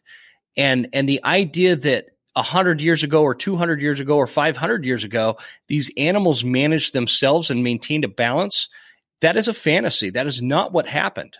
That is absolutely not what happened. When Native Americans were not managing those animals and keeping those numbers in check, we had terrible predator pits. And that's what Dr. Valerius Geis was talking about, and what you had just alluded to, Loren, in Unit 10 and this Lolo area up here in Idaho. The wolves came in and devastated the elk populations, and they moved on. And now the black bears and the grizzlies, they have basically taken the place in there. Every time, during calving season, these black bears are so proficient at that, they take out all the calves. And so I think it's like the last number I read was somewhere less than 10% of calves survive in the Lolo unit because of that. And there's no recovery. There's no recovery. There's no way to recover from that. Yeah, and you have to hit it. I mean, in order to maintain a population, you've got to keep that calf recovery at 20 to 100. So 20 calves per 100 cows. Yeah. Okay. And anything less, great point, have a decline in the population. Yeah. So, and then here's another theory. They're constantly complaining about Estes Park being overrun with especially cows. That was something Loren had mentioned. Why aren't they help managing that by removing some of the cows here and then putting them, in that area to help, that grow? Yeah, we could use them up here in Lolo. Yeah, I mean, there's plenty of places that they could be easily relocated to. I mean, but if there's a money issue there, we've got a natural solution for it. It's called archery hunters. Yes. Super cool to simply give out tags for the Estes Valley and reduce the number of cows that are inhabiting the area. And believe it or not, there are people that do hunt here in the valley. Yeah. They do give out some tags, and there are some properties that allow hunting. We've seen some hunters harvest cow elk right on the edge of town. Mm-hmm. So it's not like it doesn't happen. It's just I don't think it's quite done to the level it needs to maintain a healthy balance. I just look at it like, you make such a good, sensible point. I don't know that the state will ever go for it, but a really good example is we had a whitetail problem up here in Sandpoint, Idaho, on the airport.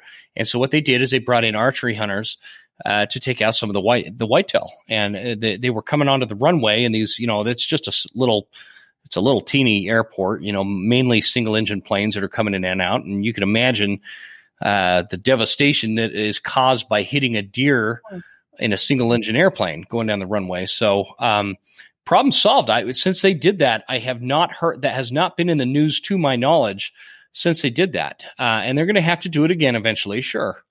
But that seems like such a simple and sensible and rational way to manage the elk problems in Estes Park, outside of the fact above the fact bringing in wolves, because Colorado already they're, and I don't know if it's 100% confirmed or what, but there is a pack of wolves up in northwest Colorado. Is that not right? It is confirmed. Yes. They've taken samples from scat from the from the wolves up in the northwest part there. And there's some question about how permanent they are. They may go back up into Wyoming and come back down, but they've generally agreed that they spend most of their time now chasing that herd of elk that lives north of Schrag. That's a migratory out there as well. So there's a lot of elk for them to chase, and a lot of ground for them to cover out there. That's why they're not seen very often. But I want to say there were either 6 or 8 wolves out in that pack. Yeah. I'm concerned. I'm concerned for Colorado. Colorado is one of those places. I think that there's not a Western hunter on the planet that doesn't periodically think or dream about going down to Colorado after those huge mule deer or after the 200,000 plus elk that reside in the state. And you know, it's just this place where the magic is just there. Everything kind of comes together with the Rocky Mountains and the plains and how everything just kind of comes together for Colorado, makes it an outdoorsman's paradise. Yeah. And I'm concerned that that's in jeopardy with the coming of the wolves. And I guess we can leave it at that. I don't know what else to say about it. Well, I think one thing that I want to say about it as well is that Colorado has expended significant effort to try to increase the Shiras moose herd. And all of that effort is now going to be in vain. I mean, 25 of conservation efforts, the population has significantly increased. And if we look everywhere that wolves have been introduced, moose are in serious trouble here in Colorado. Oh, for sure. That's another thing too. Like you mentioned, we have, over 200,000 elk here. I know we talk a lot about the prevalence of them in Estes, but in reality, there are really only a lot of town, quote unquote, town elk in Estes and possibly some around the Evergreen area. So the majority of that 200,000 elk are in wild places. Yeah. And great point. There aren't that many wild places left in Colorado. If you think about how many people have, encroached, myself included, into Colorado, it's really phenomenal to think about how many are unseen by the human eye of that 200,000. So it's that's a great point. And it's, when you look at Colorado on a map, it's a rather large state, but you got to take a certain percentage of that. What is national forest? What is elk habitat? Because I know there's some areas in Colorado that is not elk habitat. And so the wolves are not going to be out in those areas. They're going to be where the elk are at. Right. And one of the things that the Idaho Fish and Game made mention of prior to releasing wolves here in Idaho was the fact that their primary food source was going to be mule deer. Well, that is not the case. Their primary food source is elk.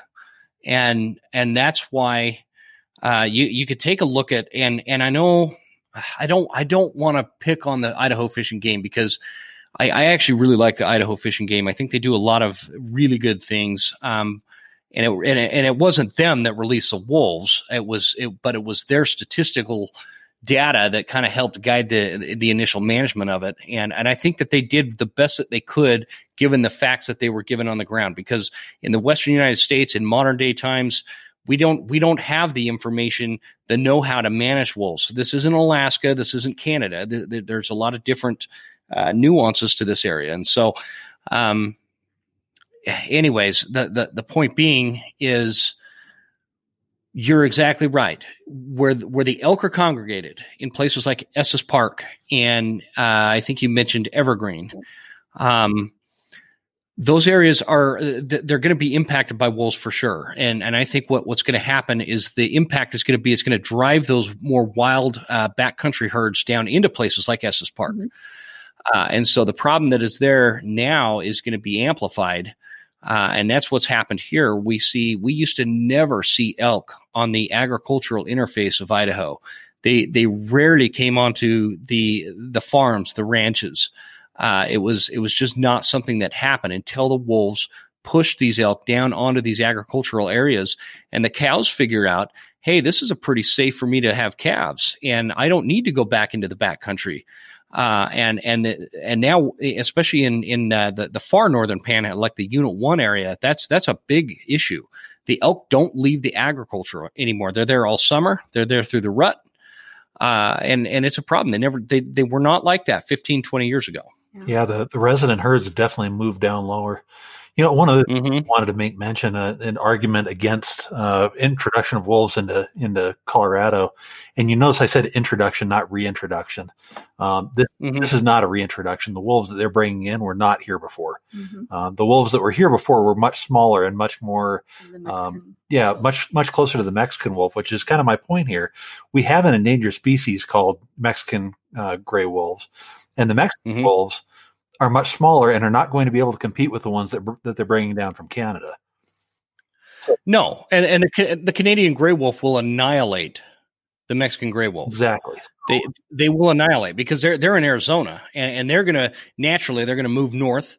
The Canadian gray wolf, once released into Colorado, is going to move south. They're going to intercept, and that is not my opinion. That is what is factually documented as to what will happen to those Mexican gray wolves. So all the work that they put into the Mexican gray wolf, which is much less, I don't want to say they're less aggressive. They're still a wolf. They need to eat, but they're not the prolific predator that the the Canadian gray wolf is. And so it could be argued that the Mexican gray wolf is a manageable wolf to have on the landscape. The Canadian gray wolf is a different story, and you have a couple of challenges there. And some of the challenges that Colorado is going to see are going to be two things. More than two things, but the basic things are the elk that currently live in Colorado, once those wolves are released, will not know what to do with those wolves. They will not immediately see them as an imminent threat. That's what happened in Idaho. So those wolves initially really had a very major negative impact on our elk populations because the elk didn't adapt to them. They didn't know they had to adapt to them. They didn't know they were there. The second thing goes that the same could be said for the human population. People in Colorado do not know how to hunt or trap wolves. So once you get past the years of litigation from pro-wolf organizations, it's going to draw the wolf issue into the courts. And while that is taking place, the wolves are breeding at a rate of about 43% per year. Their population is going up; it's skyrocketing, and then bam, all of a sudden they can release it or remove it from whatever control mechanism that the state is going to use to determine that they can now have hunting and trapping seasons in the state of Colorado. Nobody's going to know how to do that, and that's what happened to us in Idaho. Nobody knew how to trap wolves. Nobody knew how to hunt wolves. We had to bring experts in from Alaska to teach us. And even after that, I've spent lots of time hunting wolves. I still haven't been able to get a wolf. They're extremely cunning. And so those are major problems. You mentioned what happened with the courts up in Montana and Idaho. It happened in both places where they initially agreed to a reintroduction level of wolves, and then they kept suing until they got it higher and higher and higher. What needs to happen here in Colorado, if they want to stop wolves from coming in, we need to get a group like Rocky Mountain Elk Foundation to use basically to sue the state of Colorado under the Endangered Species List or Endangered Species Act in order to prevent the introduction of wolves into Colorado of threatening the Mexican gray wolf's recovery. Yeah, and I would imagine that there is a pro-Mexican gray wolf organization that would have to see the implications of having a Canadian gray wolf on the landscape. There's got to be that would partner up with something like the Rocky Mountain Elk Foundation. I would think that common sense would guide that. Unfortunately, I just don't see it happening. Whoops. Yeah, there we go. I don't know. It's such a tough situation. I don't think that the recovery of the endangered species, which is all subspecies of wolves, is the goal of these organizations. And I think you've probably heard this echoed many places, that there are ulterior motives that are going on with the introduction of wolves. Absolutely. Decreases in hunting because there's not as many tags. There's not going to be as many hunters on the landscape. Essentially, hunters are threatened by this in the same way that the Native Americans were with the slaughter of the bison on the plains. Mm-hmm. Yep, you're exactly right. There is definitely something to be said for that. No doubt, I don't put it past them.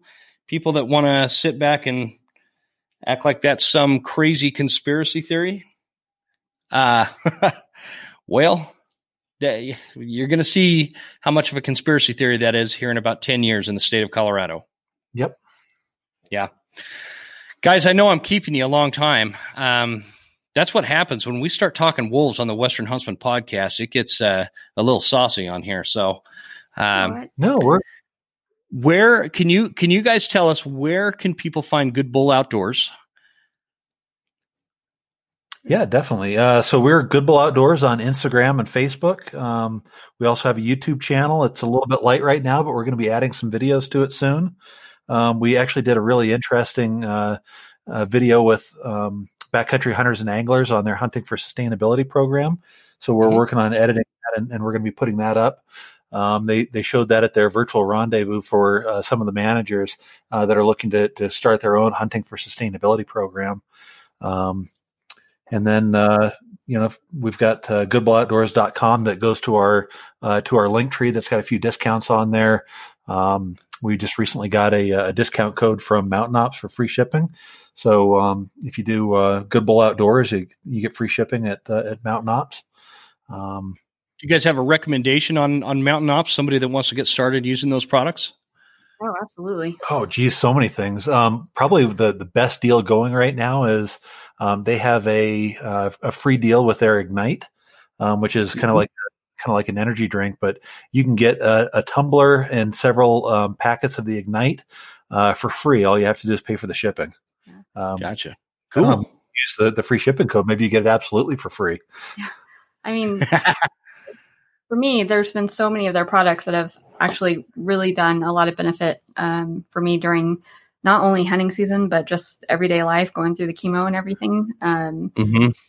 Eva Schrag even has her own line through there that she, for all the women and men too, it's very beneficial for men and women both to have the collagen peptides, kind of added in. It's flavorless. You just add it in. We add it into our coffee in the morning. But one of the biggest benefits I've seen from that, aside from, helping with the hair regrowth and nails and stuff like that chemo just totally obliterates, is I'm not as sore when I do go out on hikes or hunts. And I'm still, even though, Loren and I have been hunting together for 4 years now, I still don't feel like I'm at that level of beast mode that, I technically should be, being a Western hunter now instead of a Southern little whitetail hunter. But it definitely helps.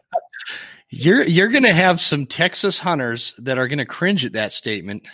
I know, but they know what I'm talking about, but they also, unless they've actually hunted out here, or not necessarily out here, but done Western, big game hunting, it's a completely different eye-opening experience that just redirects your whole idea on hunting, and everything that you becomes so absolutely.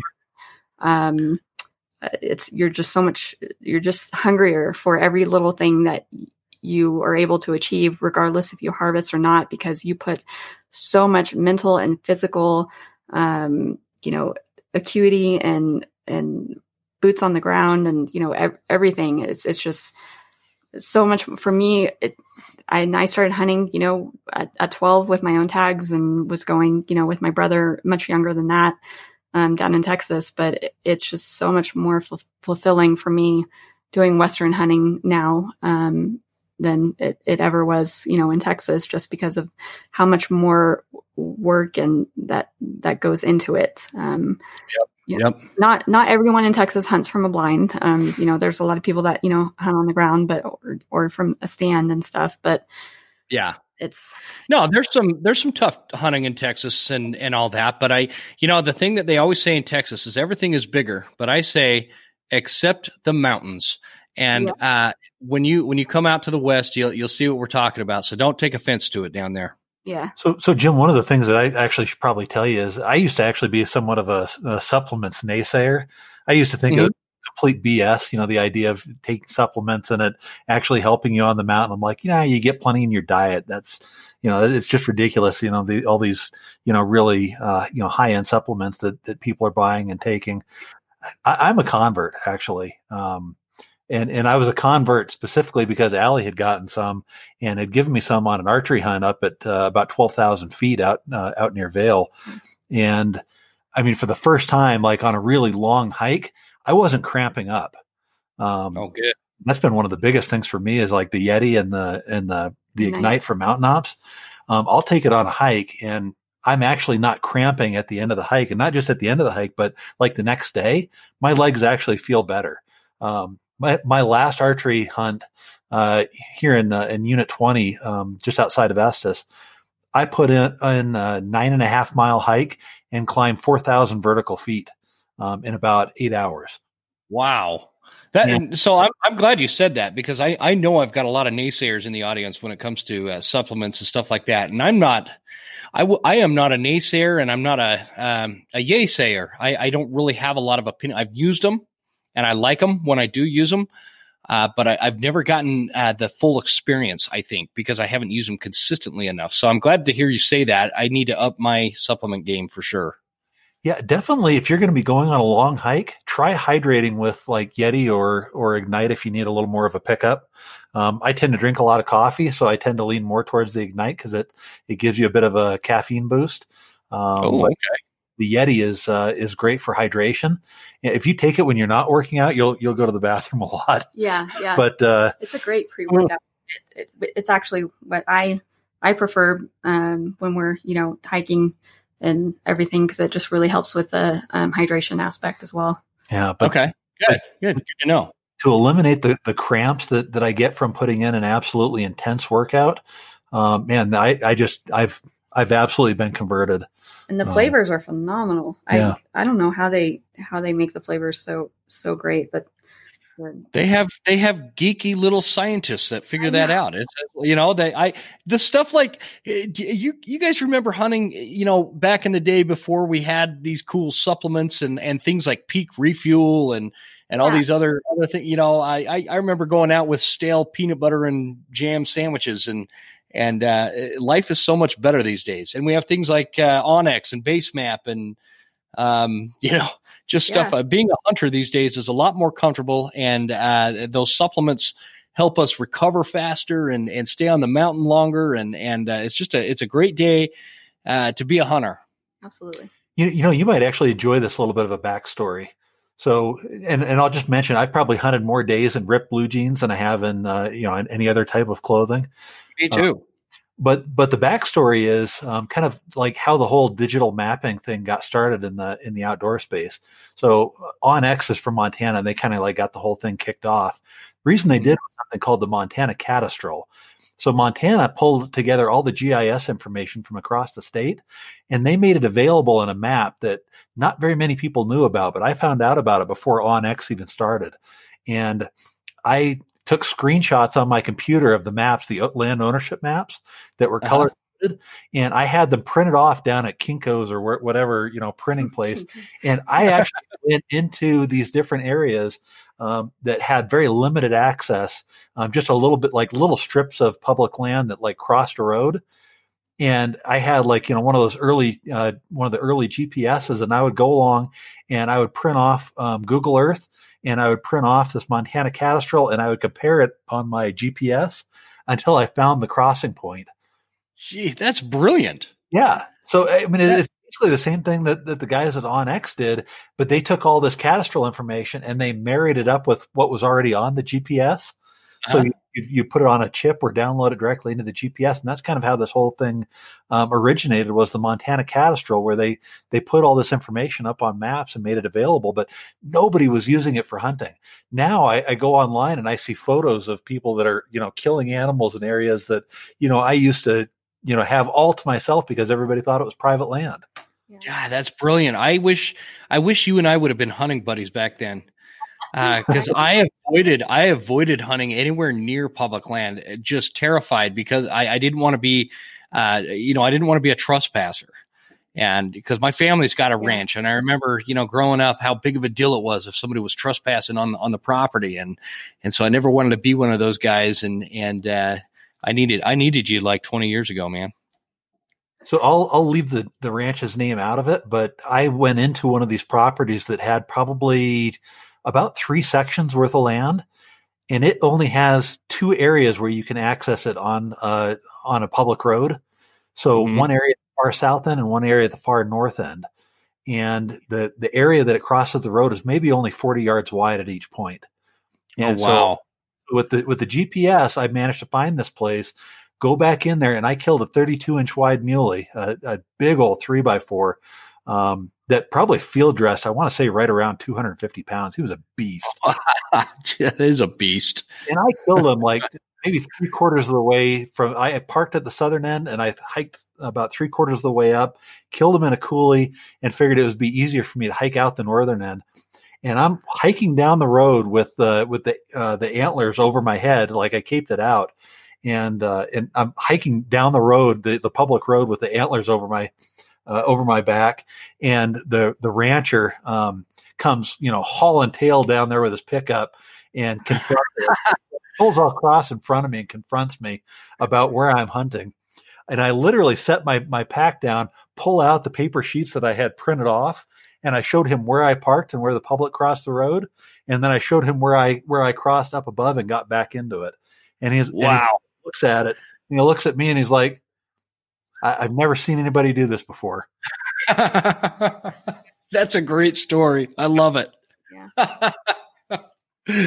Oh, yeah. No, that is so cool, because that was such the challenge back then, and nowadays I don't even know how I hunted back then without these mapping systems on your phone. I never would have thought this kind of technology would be available. So, and you guys have some sponsorship stuff going on with onX, don't you? Yeah, we do. So we've actually, I've paid for onX since they came out initially, because I was in Montana when they just had Montana. Started with the chip. Yeah. So with the download and they had both a chip and a download. So I just got the download from them and I loaded it onto my GPS when they first came out.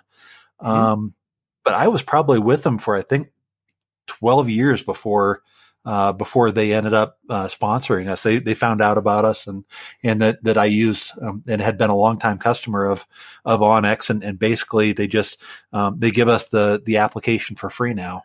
But we still talk about it the same way we did back then. Yeah. Good deal. Yeah, they've good really deal. Out, especially here in Colorado. Yeah. Yeah. Yeah.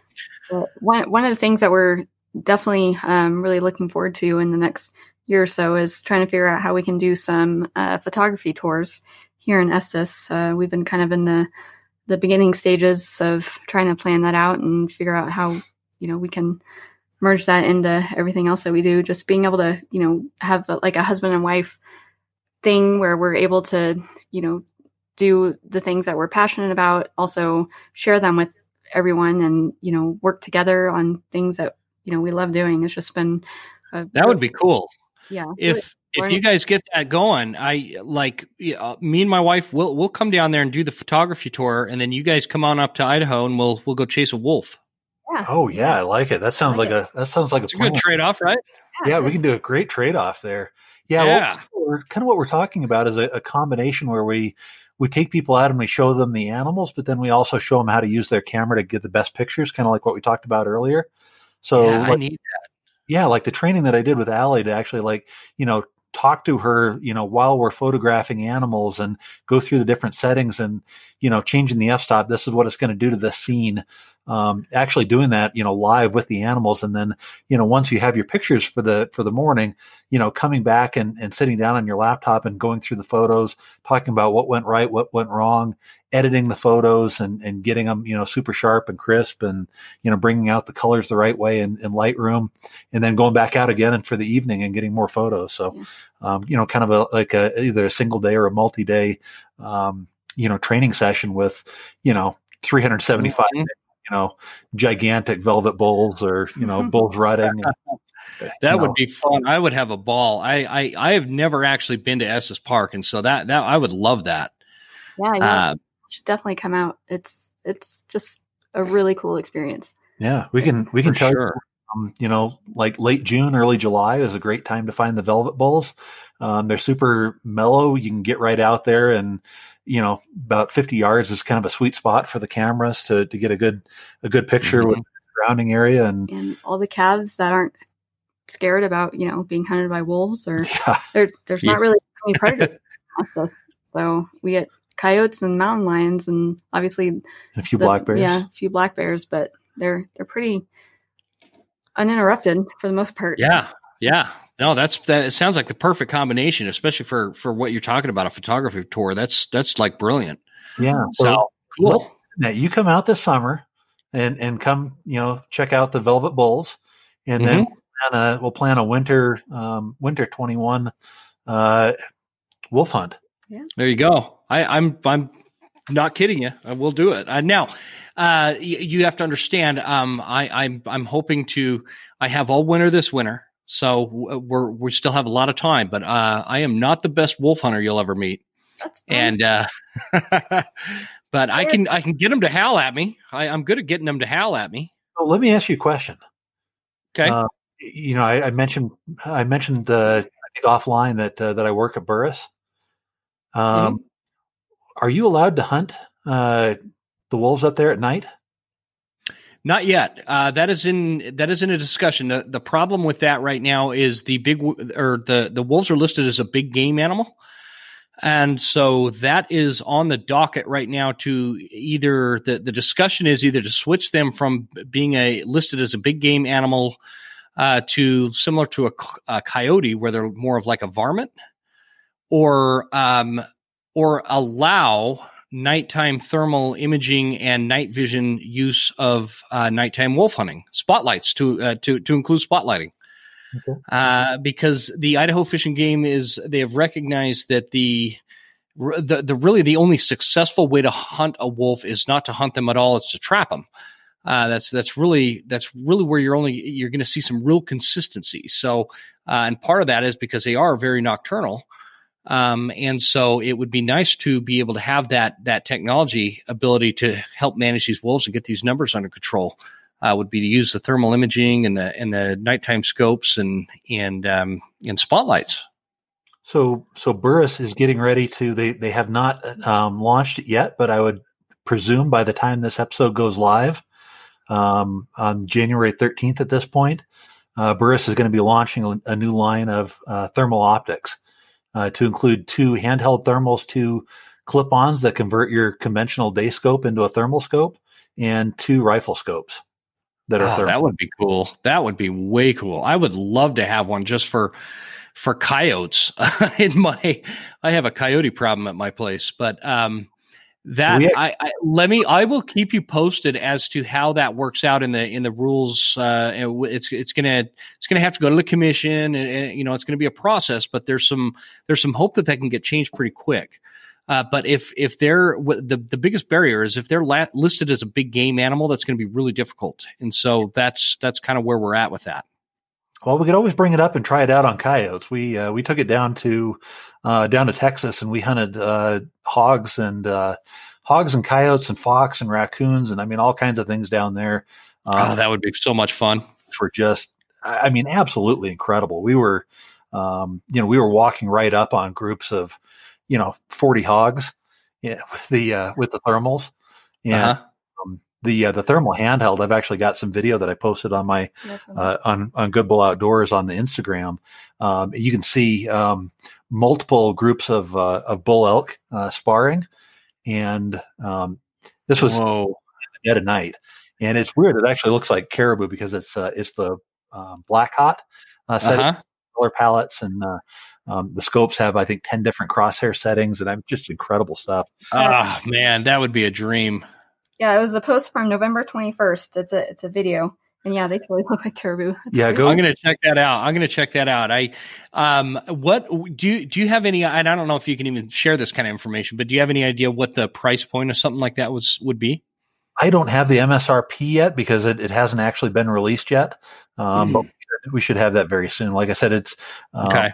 Should be releasing, actually making the introduction to the public next Wednesday, the 13th, January 13th. Oh, okay. So this episode's going to go live not next week, the week after, I believe, the 19th. Oh, perfect. And so by the time that's live, this will be released. That'll be released, and that information should be available. Yeah. Yeah. And you'll see lots more video on it at, on the Burris Optics Instagram and Facebook pages, as well as burrisoptics.com. And we've got some ambassadors out there that have been using them for a while that have been taking some fantastic footage with it. And we just got one where the guy shot a couple of fox at night. And, we hunted coyotes with it down there in Texas. And we had a group of 4 of them, and we were able to take 2 of them, just like we literally walked out into the field within like 60 yards of them. Oh, I'd love to do that. I have coyotes running around my yard like crazy at night when I put the dog up. I can hear them out there, especially in the summer. I'll crack my window. I can hear them out there snarling at each other, and But I just have no way. I wouldn't be right for me to just turn. So if I turn the lights on, they won't come around anyway. But if I had thermal imaging on that, so I'd be super interested in one of those. That handheld, handheld, it's like a handheld binocular. You can literally see things out past 700 yards. Like you can make it is 700 yards away. Is there a way when whether it's with the handheld or the scope mount one you were talking about, is there a way to take video with that? Yes. Yeah. So the handheld actually is really cool. It has Wi-Fi to mobile connection, so you can actually use your cell phone to like click the record button or take pictures with it to control the different color palettes. You've got like full control, and like you can be looking through it while somebody next to you can be like pressing the record button. They can see exactly what you're seeing inside of the screen, just using a Wi-Fi connection to your mobile. That is slick. Yeah, and then the rifle scope's got a DVR cable out that you can use to record it as well. The only one that doesn't have the recording is the clip-on, and that one actually is real interesting. It's got a device that allows you to take it on or off your daytime scope, so you can use it as a handheld. And then if you want to shoot with it, you can quickly clip it back onto your scope, and then actually use your conventional scope like a thermal scope. Oh man, that would be cool. Yeah, I might need to get one of those. Okay. I can't use any kind of thermal imaging through a scope for big game Idaho or animals in the state of Idaho. So, but I do hunt out of state, so there's always that. Yeah, if you get down to Texas for hogs, or hunting in a lot of states, a lot of states will allow thermal, especially on private land. You could really quickly take care of your coyote problem at night. Well, I can use them for coyotes. Because they're not labeled a big game animal. So, let's keep in touch with that for sure. So I'll kind of follow that, and I'll keep you posted on some of the rule changes here in Idaho as well, if they happen. Obviously that's always kind of an uphill battle, but I think there's a lot of motivation here to do what is necessary to help get the wolves within a manageable range, because just right now they're just not. So that's something to definitely keep in mind. But gosh, I appreciate you guys coming on. This has been a fun conversation. Oh, thank you for having us. Yeah, we covered a lot of ground and hit a lot of passion points of ours. So I really appreciate the conversation and the time you spent talking to us and inviting us on a podcast. We really appreciate it. It was great learning about you guys and in your background and the platform of Good Bull Outdoors. And I'm going to put all that in the show notes so people can jump on your Instagram and follow you. And I think it'll be any hunter out there listening to this would enjoy the Good Bull Outdoors Instagram. It's a fun page to follow. Lots of really good images, and a lot of them are probably not meant to be, but they're educational. Like, oh, okay, that's interesting seeing that elk do that. Like, the cow elk that ate the goose or the gosling. Yeah. We're definitely learning, lots of different things through being able to get to, take photos and videos. It's pretty educational for sure. Yeah, we definitely enjoy sharing some of the behavioral aspects of the wildlife that we're chasing, which is part of the reason why we added video to our photography. Yep. Yeah, and that's for guys like me. I geek out with that kind of stuff. If there's some kind of behavioral thing that I can get out of some videos That's always huge for me. And I think a lot of hunters would benefit from geeking out on that kind of stuff a little bit more. So, guys, thanks a bunch for coming on. Let's keep in touch and get you guys back on in the future. Yeah, absolutely. That sounds good. Yeah, hopefully. We definitely need to have you down for the photography trip. For sure. Keep me posted. We've come down in a heartbeat. Just let us know when. Sounds good. Well, thanks again, guys. Thank you. You have a great weekend. All right, you too.